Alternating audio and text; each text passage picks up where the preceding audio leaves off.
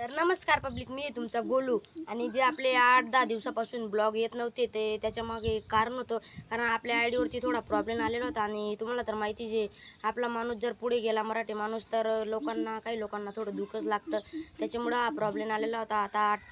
आता daily blog येत राहतील. आणि आज आपल्या गणपती बाप्पांचं, म्हणजे आपल्या लाडक्या बाप्पांचं आज आगमन आहे. तर आता व्हिडिओला सुरुवात करूया. मग पाहिलं का आपलं डेकोरेशन. आणि आपल्या लाडक्या बाप्पांना तर मी सकाळी आणून ठेवलेलं होतं, कारण सर्व गणपती बाप्पा बुक वगैरे झालेले होते बरं का. एक मूर्ती म्हणजे आपली बुक केलेली होती, मग काय सकाळी आणून ठेवली. पाहतो तर काय गल्लीत तर आपले छत्रपती शासन ग्रुपचा म्हणजे एकदम मोठा बाप्पा बसवत आहे बरं का. आणि इकडे आपले मोठे दादा आहे बरं का, रवींद्र दादा, तिकडे म्हणजे आहे खंबे वगैरे घेऊन जात आहे.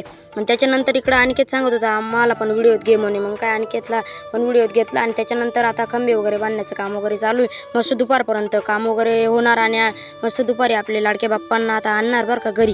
मग आता दुपारीचं दाखवतो तुम्हाला. हे बघा, आता दुपार वगैरे झाली आणि आपले छत्रपती शासन ग्रुपचं मस्त वरती बॅनर वगैरे लावलेलं आहे. आणि तिकडं म्हणजे कुशाल आप्पा सर्वांना सांगताय इकडं म्हणजे असं करायचं आहे आपल्याला तसं. आणि इकडं आपले बुरमल मामा, त्याच्यानंतर इकडं आपले रवींद्र दादा आणि सागर दादा, टायगर मामा, आपले इकडं नंदूभाऊ, आणि त्याच्यानंतर आपले गोलू काका. आणि आपल्या मस्त मंडळाचं काम तर एकच नंबर झालेलं आहे. आणि त्याच्यानंतर मधी पाहतो तर काय, मध्ये त्याचं डेकोरेशन अजून निम्म बाकी बरं का. त्याच्यानंतर टायगर मामा म्हणे उरकावा लवकर म्हणे, आपल्याला गणपती बाप्पाची मूर्ती घ्यायला जायचं. तर नेक्स्ट व्हिडिओ